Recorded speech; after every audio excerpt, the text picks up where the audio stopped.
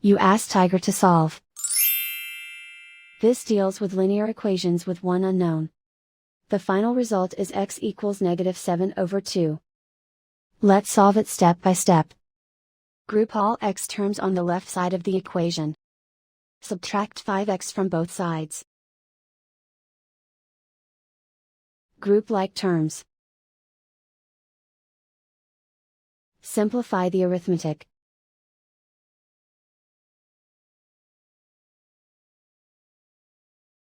Group all constants on the right side of the equation. Add 7 to both sides. Simplify the arithmetic.